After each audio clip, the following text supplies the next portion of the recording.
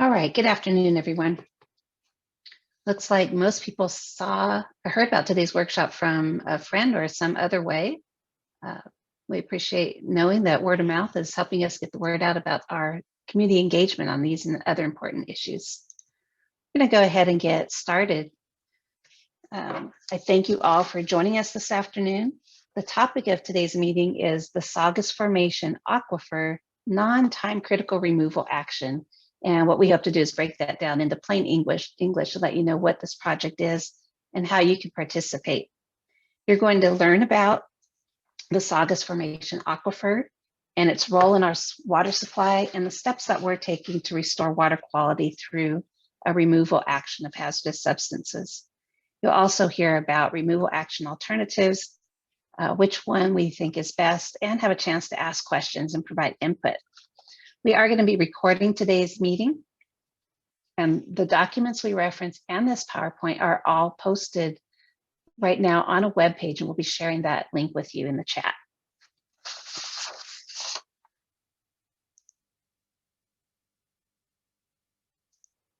As we go through our presentation, we encourage you to take notes, but we will have a question and answer period at the end. We're going to be talking about, as I mentioned, the purpose of the removal action, about the Saugus Aquifer, how we're restoring water quality, the alternatives, and our opportunities for community involvement. If you have a question, we encourage you to put it in the question and answer area. On your Zoom button, if you hover your mouse, usually over at the bottom, you'll see a Q&A thing that looks like that, the little comment bubbles. You can also use the raise hand function if you would like to verbally ask your question. If you are calling in on a phone and not on a computer, you can use the *9 on your phone keypad to raise your hand. But again, we do encourage you to use the Q&A function. You're going to be hearing from 3 people today. Myself, I'm the communications manager for SCV Water. We'll also hear from Steve Cole, our assistant general manager, and Steve Winters, an environmental consultant with Advisium. I'm going to start with giving you an overview of our agency. SCV Water is a full-service regional water agency. We were formed in January of 2018 from the uniting of 4 local water entities into one regional water agency. We service about 195 square miles and 74,000 retail customers.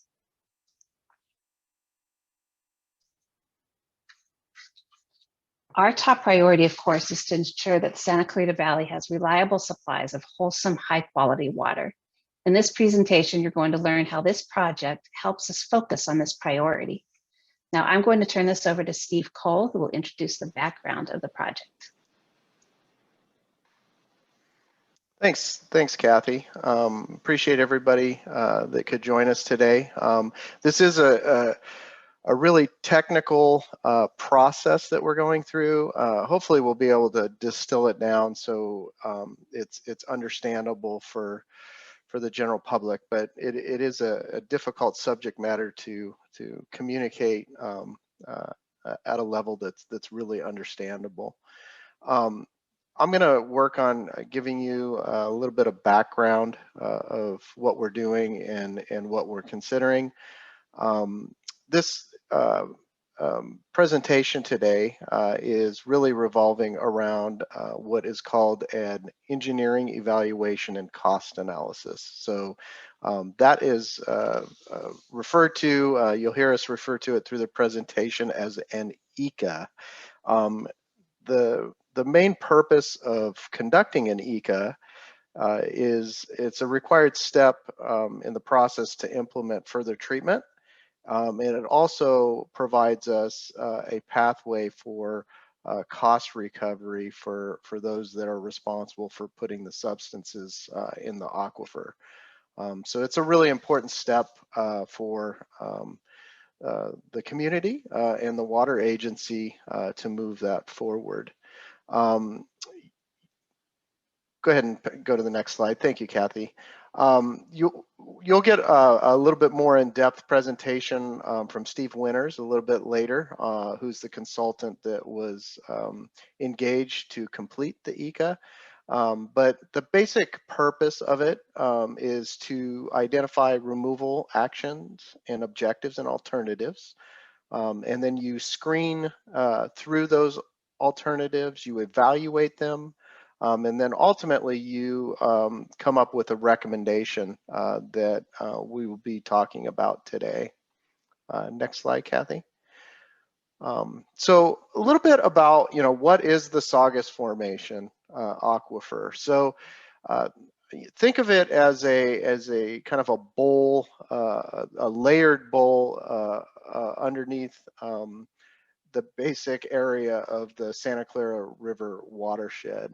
The bowl is really deep. The Saugus Formation goes down several thousand feet, and it's historically been used as a groundwater resource for the community, especially during dry times. The groundwater operating plan, the use of that groundwater really kicks in dry times when supplies aren't as plentiful from the state water project.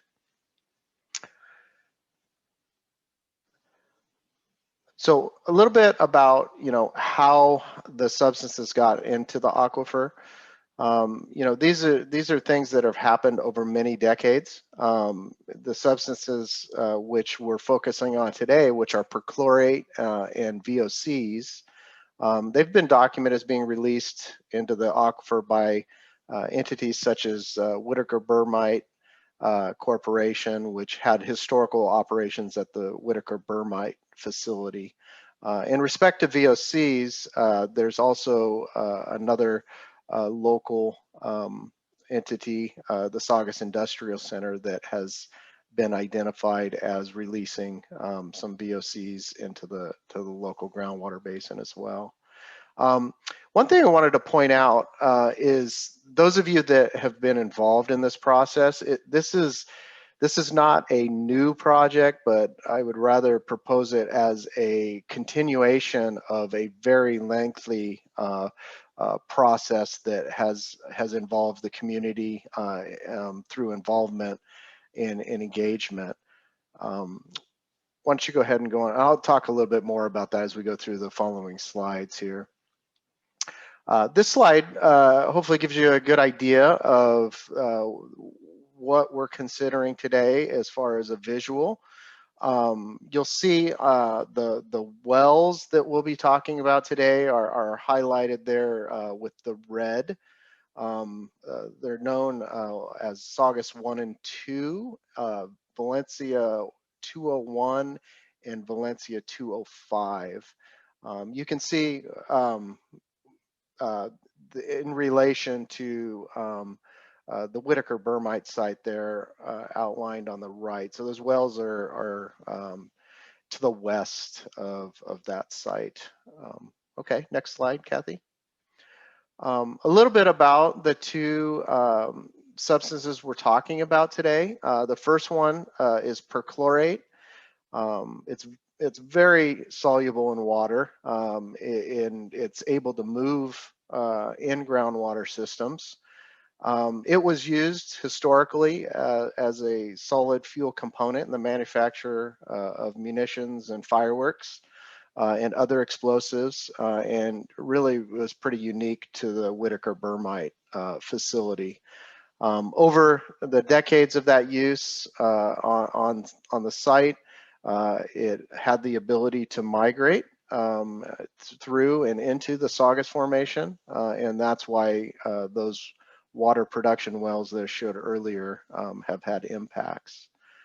We're also talking about volatile organic compounds today, or VOCs, specifically trichloroethylene, or TCE. These are more moderately soluble in water, but they've also been found to have migrated off of the Whitaker Burmite site, as well as I mentioned earlier, the Saugus Industrial Center site. Next slide, Kathy. So a little bit of history on the project. As I mentioned earlier, this consideration of perchlorate and VOCs in the groundwater has gone on for a pretty long period of time. And you can see here back in 1997 when both the Saugus 1 and 2 wells were shut down when perchlorate was detected. There was a plan, and that plan continues in operation today, where those wells were returned to service through treatment. That facility is called the Saugus Perchlorate Treatment Facility, and really became operational in 2011 and has been operating since that time. Kind of the purpose, it was twofold of that project, and one was to help with the containment of perchlorate from spreading in the aquifer system, and the second was to return that resource after treatment as a supply for local drinking water. Low levels of VOCs have consistently been detected at that treatment plant. And we have an operational goal in our permit to comply with those VOC levels. Next slide, Kathy. If you can draw back on the picture from earlier, V201, which is located a little ways to the west of the Saugus 1 and 2 wells, had perchlorate detected in 2010, and that well was removed from service. In the last couple years, we've also had the ability to install wellhead treatment for perchlorate on that well, and it's currently being operated to provide additional containment of the perchlorate plume. Water from that well is not currently being used for drinking water, as the Division of Drinking Water has not issued a water supply use permit for that. And we've been told that may require additional treatment for VOCs to get through that process. The final well that we'll be talking about today is well V205. Perchlorate was detected in that well in 2012, and currently we're evaluating preliminary design of installing removal treatment facilities and conducting environmental review at that location. And V205 is, if you remember the diagram, is just a little bit further to the west of V201. Next slide, Kathy. Oh, there's a good, thank you for flashing that back up. So at this point, I'm going to turn it over to Steve Winters. Steve Winters is with Advisian and has helped us complete the technical document known as the ECA, or the Engineering Evaluation and Cost Analysis. So thank you, Steve. Hello, everybody. Thank you for joining us today. So I'm going to cover that section of the removal action objectives, the alternatives that were identified, and the preferred alternative that we're recommending. So on the screen here, you see the removal action objectives that were developed. Now, there's a lot of thought that went into developing these objectives. We considered the historical and reasonably anticipated future use of the Saugus Formation as a natural resource that supports both the extraction and storage of groundwater, which is used here for drinking water. We considered guidance from the United States Environmental Protection Agency that expects to return usable groundwaters to their beneficial use wherever practicable, and within a time frame that's reasonable given the particular circumstances of the situation.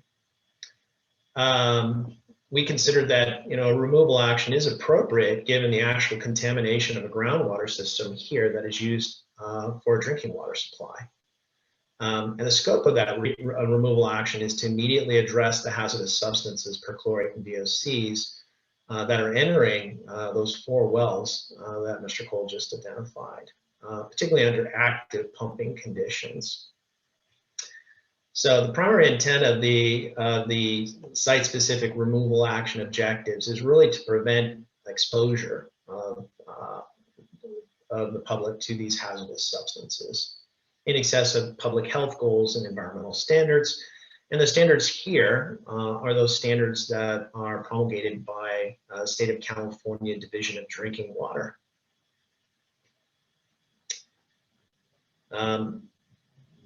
The site-specific REOs were also developed really with consideration of a coordinated approach that is being implemented by the State Division of Drinking Water, DTA, Department of Toxic Substances Control, SCV Water, Whitaker, all of those entities coordinating to remediate the groundwater basin, the separate areas of the groundwater basin. So we considered all of those pieces of information in developing these alternatives, or these objectives, excuse me. We'll get to alternatives in a moment. So the objectives are here, and I'll just read them out for you so you hear them, are to protect human health and the environment by reducing the potential for human exposure to hazardous substances, perchlorate and VOCs in groundwater, in compliance with ARARs and TDCs. Now, those are complicated terms, but it's basically regulatory requirements. And those regulatory requirements are promulgated by the state here. The second goal is to reduce perchlorate and VOC migration in groundwater from the locations of the production wells, those 4 wells, Saugus 1 and 2, B201 and 205, to down gradient groundwater resources at concentrations that might prevent the beneficial use of the Saugus Formation aquifer, right?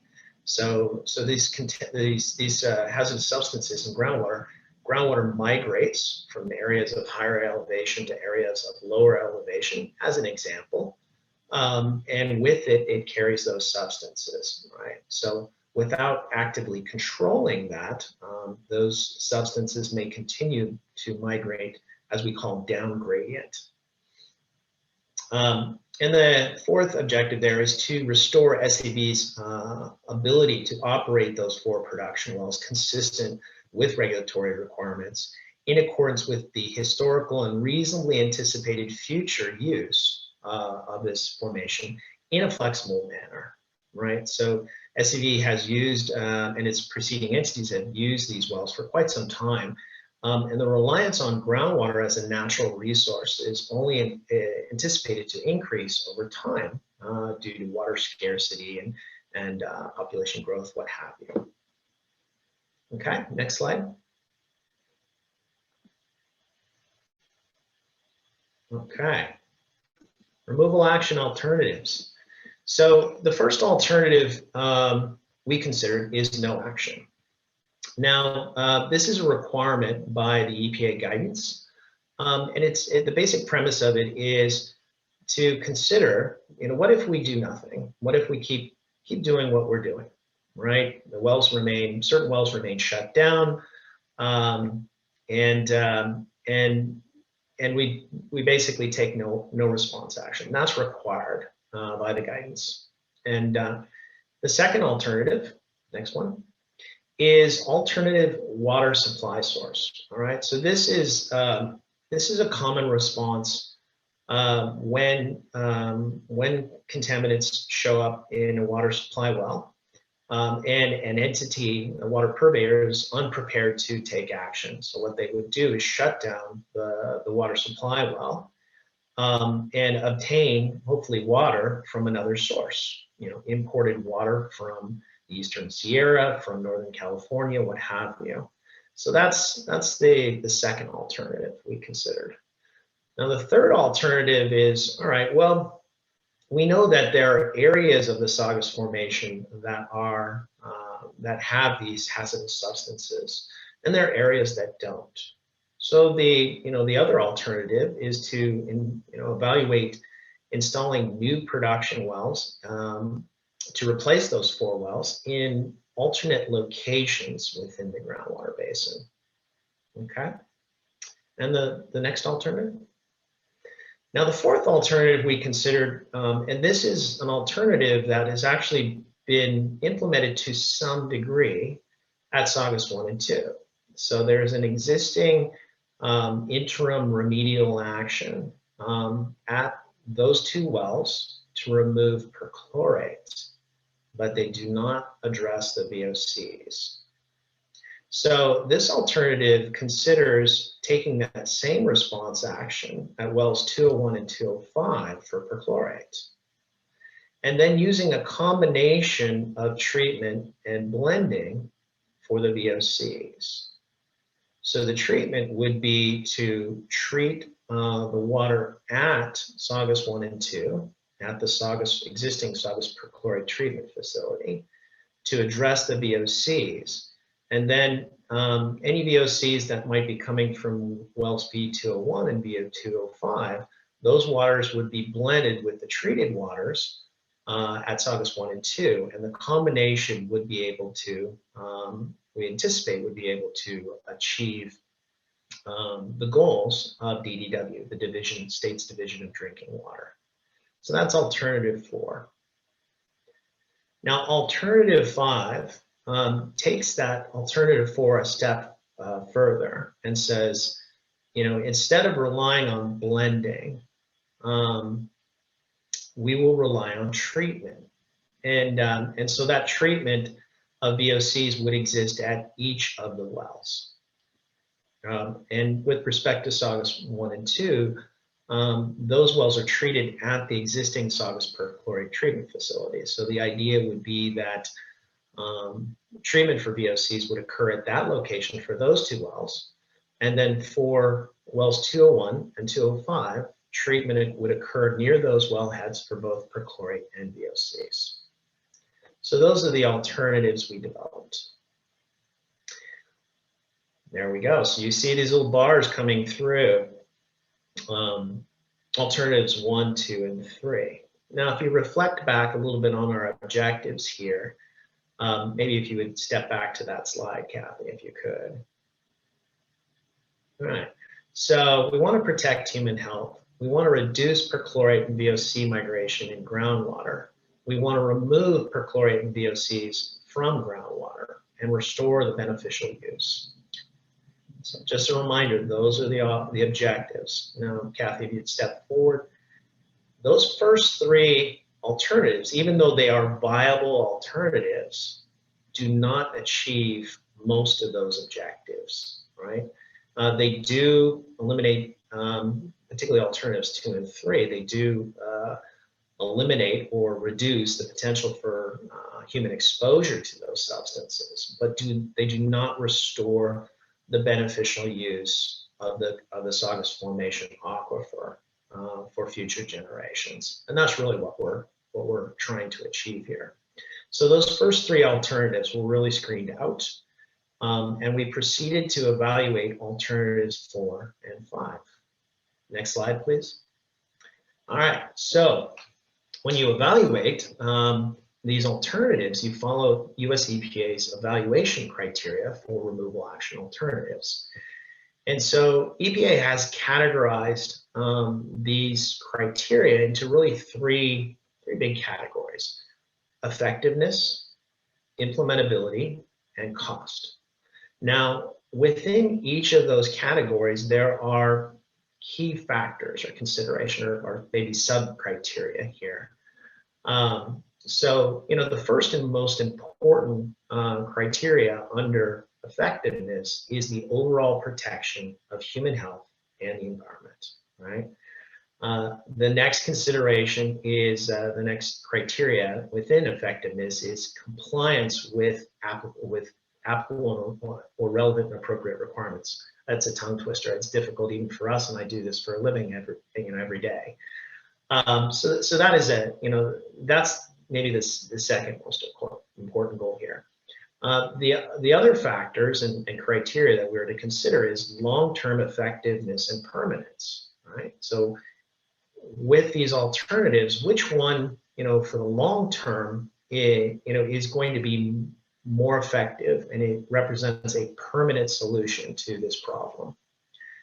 The next criteria within there is a reduction of toxicity, mobility, or volume through treatment. Now, EPA, CERCLA, and NCP, these are long phrases, and we'll just abbreviate them that way. There's more information on those in the ECA, by the way, if you're interested. There is a statutory preference for treatment, which means that while blending may reduce the impact on human health, EPA would really prefer that we employ treatment to permanently remove these substances from the environment, not shift them, not dilute their concentration. So there is a preference for treatment there. The next consideration is really short-term effectiveness. How quickly will this solution be effective? Will it take days, weeks, months, years? And the effectiveness is relative to the protection of human health and the environment. Okay, so those are some of the sub-criteria under effectiveness. Under implementability, which is, there are three key ones really, which is, in terms of if we were to implement these alternatives, are they technically feasible? Are they administratively feasible? So technically feasible would be, are these technologies proven? Has this been demonstrated before? Administratively, if we were to employ these alternatives, would administratively they be acceptable to governing bodies such as the State of California Division of Drinking Water? And third consideration is, what is the availability of services and materials, right? So if we were to employ certain technologies to implement these alternatives, are those services and materials available? Can we get the technologies in place here in the Santa Clarita Valley? Are there people available that know how to implement the technologies required? So that's a consideration. Now, the cost consideration is really broken down into three parts. The first part is capital costs. How much would what costs are required to construct this alternative, and operations and maintenance costs. What are the recurring costs that would be incurred over time through years or decades that these systems could operate. And then net present value is basically an economics tool to kind of monetize the various alternatives into current dollars, because we know that future dollars are have a different value than current dollars. So that's what net present value is. So that together as a whole is the evaluation criteria that were used to evaluate alternative 4 and alternative 5. And that was done both on an individual basis and a comparative basis. So how does each alternative address each of those criteria? And then how do they, on a comparative basis, how does one alternative compare to the other? Okay. So all of this is spelled out in the ECA, which is available for you, and there is pages and pages of documentation that really explains the basis for selecting a preferred alternative. And this we use the term preferred alternative because this is what we're recommending. But this what we want to do is get feedback from the community, from the public, from the state, from community leaders, from citizens, what have you, various elements within the community, before we consider moving forward with this. So the preferred alternative here is alternative 5, right? So alternative 5, again, as a reminder, is groundwater treatment for perchlorate and VOCs, and it is anticipated to achieve each of the removal action objectives that we laid out for you a few slides ago. The alternative would be protective of public health, and it would comply with the regulatory requirements. It also, and this is pretty specific here, it fully addresses the operational goal of SCV Water's existing state permit of achieving non-detectable levels of all regulated VOCs in production well water. Now that's a pretty complicated subject, but if you look in the ECA, you will find a pretty detailed explanation of what that means. Alternative 5 would also meet, as we said in the previous slide, the statutory preference for treatment as a principal element of a response action, right? So if you're comparing blending versus treatment, there is a statutory preference for treatment. And of course, are these technologies proven? Yes, they are. They're proven to be effective and they are implementable. So these technologies, the technologies in each of these alternatives are being implemented by other water purveyors in Southern California under the direction of the State of California Division of Drinking Water. So I think that is my last slide. Is there another one after that for me? Okay, I think that's back to Kathy Martin. Yes, thank you very much, Steve. Steve 1 and Steve 2. Before we open the question and answer period, although you can start typing questions in if you have some, just wanted to wrap up a little bit on the community involvement portion of this. Besides the ECA that we've been referring to, there is a draft community involvement plan that's also posted for review at the link that's been shared in the chat. The community involvement plan helps us facilitate two-way communication with our stakeholders about this important issue and let you know all the ways that you can be involved in providing your feedback or asking questions on this process. It started with, on January 26th, we published a notice of public comment period starting at that time, and the documents were posted. We have shared this information through press releases and social media and a notice published in the newspaper. So that comment period is open right now, and this meeting is part of that comment period. As we receive comments, either through the Q&A here at this meeting or some ways that we'll provide shortly that you can also submit comments, they will all be collected and addressed in a responsiveness summary that will be prepared at the end.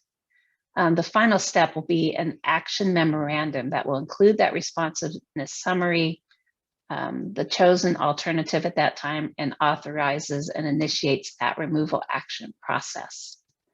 So we are accepting comments now through February 24th.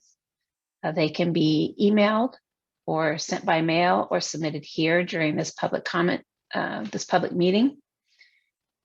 And this next slide here gives you the location where you can send your comments if you want to submit them in a different way. Today's presentation is presenting the facts of this issue, of this project. And you may have questions about the facts that we presented, and we welcome those questions now. Or you may have an opinion about what is going on or how you think something should go. We welcome both. We would encourage, if you have an opinion, to submit it in writing so it could be fully considered and given a thoughtful response in that responsiveness summary. So at this time, if anybody has any questions, you can enter them in the Q&A box, or if you prefer, you can use the raise hand function and we will call on you and address those questions now.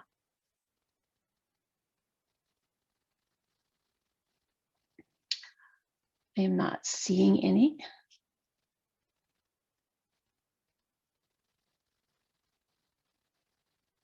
There's one.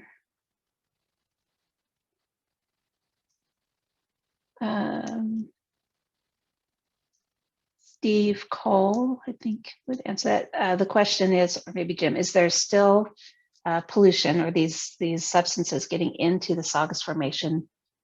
And if not, when did it stop?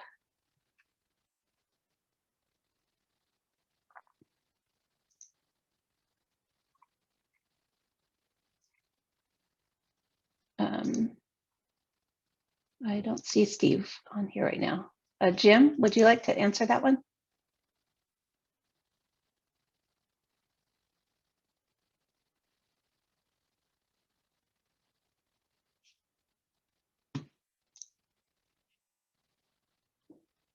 Can, Sorry, there we go. the answer is possibly. You know, the Whitaker Corporation put in extraction wells around the site, contains some of the contamination that came from their site and went into the aquifer. If there are other sites around, it still could be percolating in there, but we thought Whitaker was the main site. But having said that, a lot of contamination has already entered the aquifer, and certainly would take a while for all of it to be removed. So it's not a clear answer to your question, but the response is really uncertain.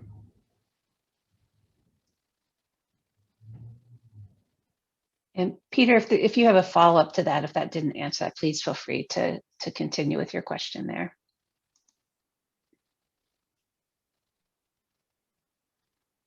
Steve Cole texted me his system just crashed and dumped him out. So he's been trying to log back on. We'll see if he is able to join us back. So Jim, I appreciate you jumping in and answering that. Do we have any other questions from our attendees today?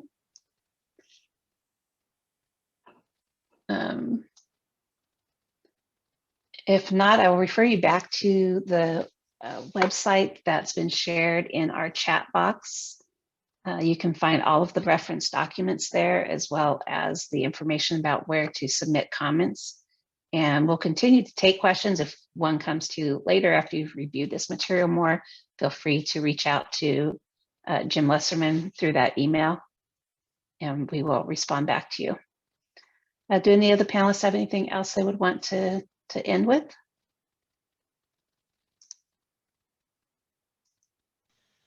And if No, I not, would just say, Kathy, excellent job on the presentation. I think you hit all the right points. What we're trying to achieve here is meaningful public participation. So we definitely encourage anybody who's participating in this meeting, or anybody outside of this meeting that would like to participate in the selection of a removal action, to contact SCV, to download the information that's available, review it, and please ask questions. Thank you. yes, thank you.